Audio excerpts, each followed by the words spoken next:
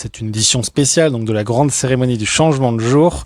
Je vous l'avais promis tout à l'heure, c'est un petit combiné des moments forts de la grande émission d'ouverture de notre maison Euro Disney, l'ouverture. Évidemment, la qualité n'est pas au top, c'est pas au rendez-vous puisque ce document date quand même de 1992, de 28 ans. Mesdemoiselles, messieurs, bienvenue à Marne-la-Vallée. Vous ne rêvez pas, c'est bien le château de la Belle au Bois dormant que vous présente maintenant Gilles Amado sur ces images en direct. Une soirée tout à fait étonnante à laquelle vous allez suivre, à laquelle vous allez assister, que vous allez suivre jusqu'à 23h, et nous sommes deux pour ce faire car il y a beaucoup de travail. David Hallyday, bonsoir. Bonsoir Jean-Pierre, comment vas-tu? Écoute, ça va très très bien. Je dois dire que nous sommes des privilégiés, mesdames, messieurs, David et moi, puisque depuis quelques jours déjà, nous évoluons dans ce parc qui n'a pas encore ouvert ses portes. Nous avons essayé absolument toutes les attractions. Mais Mickey n'était pas le premier personnage de Disney à faire son apparition en Europe. Les racines de Disney sont bien plus anciennes. C'est un endroit auquel je suis très attaché, dit Roy Disney, car ma famille trouve ses origines ici, dans ce petit village d'Isigny-sur-Mer. Il y a de cela plus de 900 ans, Hugues d'Isigny et son fils Robert vivaient ici. Quelques siècles plus tard, au cours de la Première Guerre mondiale, le jeune Walt Disney est revenu servir la terre de ses ancêtres comme ambulancier à la Croix-Rouge. Pendant son temps libre, il dessinait des caricatures que vous avez vues pour les autres ambulanciers et touchait 10 francs par dessin. C'est tout premier gain d'artiste. Et il ne tarda pas à dessiner une certaine petite souris. Et au début des années 30, cette souris était devenue la star mondiale. En 1935, la Société des Nations proclama Mickey, je cite, symbole international de bonne volonté, pas mal pour un petit de 7 ans, et Walt est venu lui-même en Europe pour recevoir le prix. Mais ce n'est pas ce prix qui a fait l'intérêt du voyage. Lors de sa visite à Paris, Walt s'est rendu dans une salle qui projetait toute la journée des dessins animés de Disney. On lui avait dit que le public n'accepterait jamais de payer pour voir uniquement des dessins animés. C'est pourtant exactement ce que les Français étaient en train de faire. La réaction du public parisien face à ce spectacle a fini par convaincre Walt Disney de se lancer dans ce qu'allait être le plus grand pari de sa carrière, le premier dessin animé long métrage au monde. Non seulement l'Europe a donné à Walt la confiance nécessaire pour réaliser un film, mais elle lui a également fourni l'histoire. Et 3 ans plus tard, le monde a vu naître un chef-d'œuvre. Et maintenant, je suis très heureuse de vous présenter le président de la Walt Disney Company, Monsieur Michael Eisner. Ce que je souhaite le plus au monde, c'est que le Disneyland soit un endroit où les adultes et les enfants puissent savourer ensemble les merveilles de la vie, de l'aventure et en sortir exaltés. Et bien même si ce rêve si cher à Walt est devenu le nôtre pour Euro Disney, nous dédions le château derrière moi de la Belle au Bois dormant aux jeunes de corps et d'esprit, à ceux qui croient qu'en faisant un vœu au passage d'une étoile filante, les rêves deviennent réalité. Merci Mike.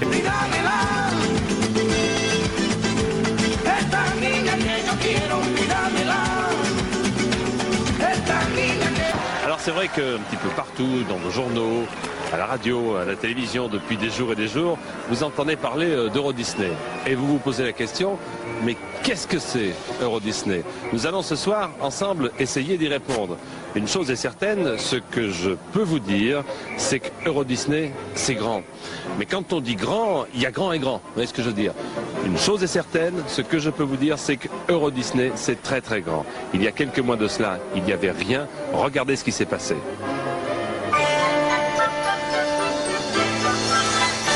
Euro Disney s'étend sur 2000 hectares, soit une surface équivalente au 5e de celle de Paris.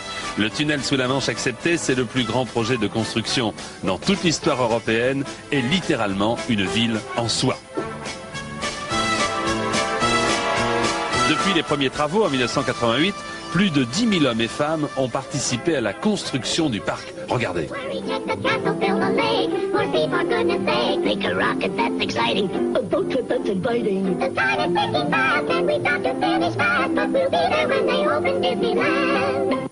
Et maintenant que le parc est achevé, on attend plus de 11 millions de visiteurs rien que pour cette année. Et pour que ces visiteurs se sentent chez eux, les 12 000 membres du personnel Euro Disney parlent tous au moins 2 langues et certains en parlent couramment 5. Il y a tant de choses à voir et à faire à Euro Disney que vous ne pouvez espérer en faire le tour en une seule journée.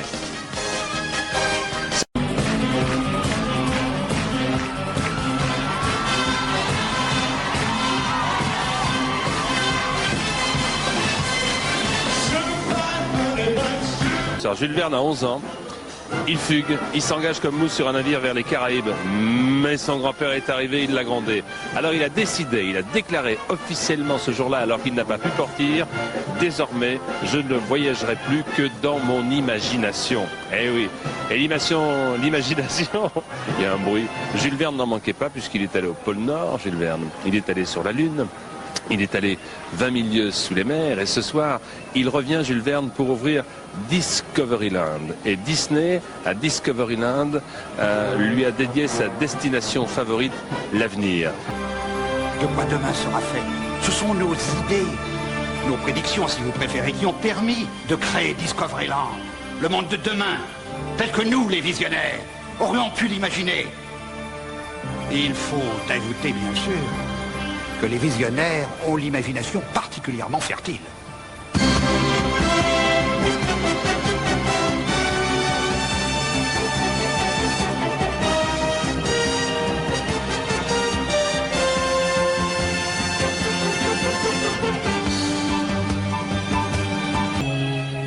Tale as old as time, song as old as rhyme, Beauty and the Beast. On y est, et voilà, en plein rêve.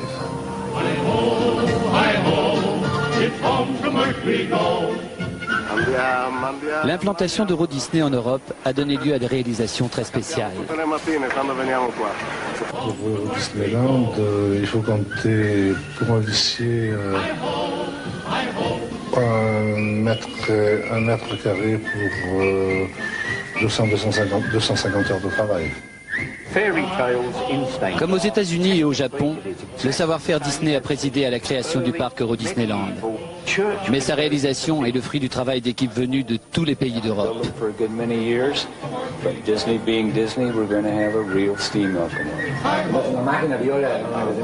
En outre, l'accent a été mis plus que jamais sur les éléments visuels, afin de tenir compte de la diversité des langues européennes. Alors c'est avec un grand plaisir que je plongeais, disons, à travailler là-dedans.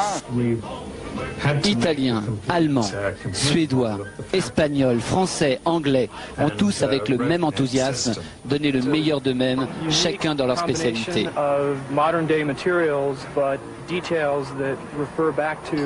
C'est avec le plaisir commun de participer à la création d'un univers magique que toutes ces équipes ont travaillé ensemble en réelle harmonie.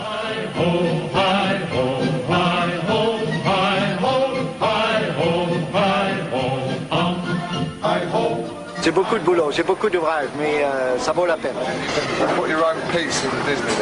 Una cosa molto magica, c'est une chose à découvrir. Pour moi, la chose principale, je crois que la magie vient quand il s'ouvrira. Disneyland ne sera jamais terminé. Aussi longtemps qu'il y aura des hommes capables d'imagination quelque part dans le monde, avec de nouveaux rêves et de nouveaux projets. Tel était le propos de Walt Disney, il est toujours d'actualité.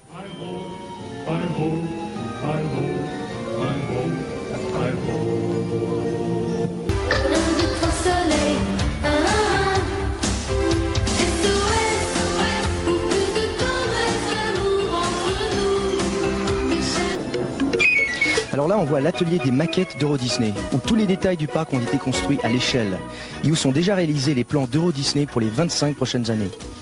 Car comme Walt l'a dit lui-même, Disneyland ne sera jamais achevé tant qu'il y aura quelque part dans le monde des hommes avec de l'imagination, des rêves nouveaux et de nouveaux projets.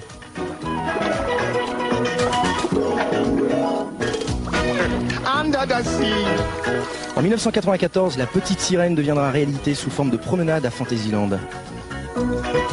Be our guest. Et le parc sera également relié au réseau du TGV français. 2 ans plus tard, Splash Mountain viendra à Frontierland, tandis que grâce à la technologie de pointe, Aventureland ajoutera un voyage dans la jungle. Et avant la fin de cette année, les travaux vont commencer pour un second parc à thème, les studios Disney MGM Europe. Les installations de production cinéma et télévision qui permettront aux visiteurs de découvrir le monde cinématographique à l'âge d'or. Et il existe d'autres projets, des projets de promenade, spectacles et innovations qui ne verront pas le jour avant que les enfants d'aujourd'hui ne viennent ici avec leurs propres enfants. C'est pourquoi cette soirée ne marque pas uniquement le début d'Euro Disney, mais également le commencement de nombreux rêves à venir. Passez les grandes portes du château, vous tomberez, les enfants, dans votre monde. Et votre monde, c'est le Fantasyland. Tout le monde dort, pourquoi? Ils n'attendent les uns et les autres que vous reconnaissez qu'un baiser. Un baiser, la belle au bois dormant va le recevoir de son prince charmant. Et une fois le baiser donné, votre pays va s'animer.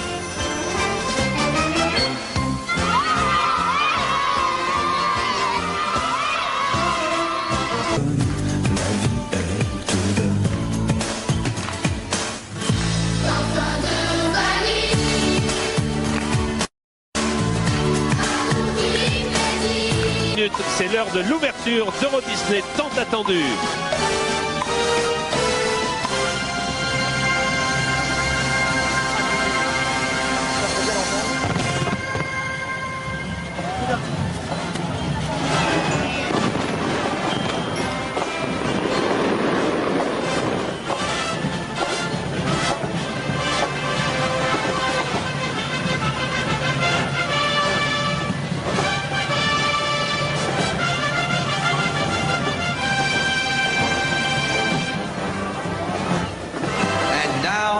To begin the dedication, here again is the Chairman and Chief Executive Officer of the Walt Disney Company. Alors ils vont présenter Monsieur Michael Eisner, qui va donc parler en anglais, bien entendu. Et David, je vais demander d'avoir la gentillesse de traduire ce que va dire Michael Eisner, le grand patron de Disney à travers le monde. Le voilà, Michael. Le moment est venu de permettre à tous de découvrir Euro Disney. Walt Disney Company and the son of one of our founders, Mr. Roy Disney. J'aimerais présenter Roy Disney, le neveu de Walt Disney, est présent ce soir pour vous accueillir. Thank you, Michael, and thank you, everyone. Alors merci, Michael, merci à tout le monde. Euro Disney by using the words of a remarkable man, my uncle Walt Disney. Il aimerait utiliser les mots de son oncle. Un de ses rêves les plus chers est arrivé. Welcome. This is your land. Here age relives fond memories of the past. Peuple du monde, bienvenue, c'est ici chez vous. We hope that it will be a source of joy and inspiration to the On world. espère que ce sera un lieu de joie et d'inspiration pour le monde entier. The president of Euro Disney to join me as we cut the ribbon that will officially open the park. Attention, alors là, c'est maintenant la cérémonie. Voilà, il a dit qu'il allait prendre place derrière le ruban et officiellement ouvrir les portes d'Euro Disney. Avec Bob Fitzpatrick. Alors c'est Michael Eisner lui-même. Vous avez remarqué la ressemblance étonnante entre Roy Disney et son oncle Walt Disney. Maintenant, je déclare Euro Disney officiellement ouvert. Attention, et voilà! Ça y est, c'est fait. Euro Disney est officiellement ouvert. Et Mickey lui-même, en personne, devrait faire son apparition devant les quelques 45 000 spectateurs présents ici à Marne-de-la-Vallée et devant les quelques 100 millions de spectateurs à travers le monde. Le voici, c'est fantastique. Mickey.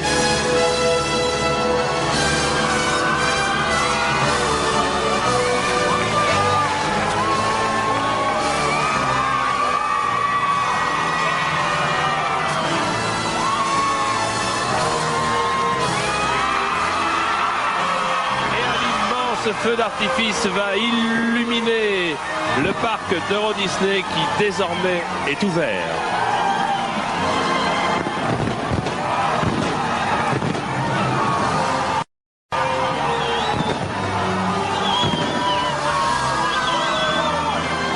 Ah pardon, coucou, on est là. Vous ne regardez pas, regardez avec nous ce superbe feu d'artifice juste au-dessus de nos têtes. Un des plus beaux feux d'artifice qui nous a été donné de voir.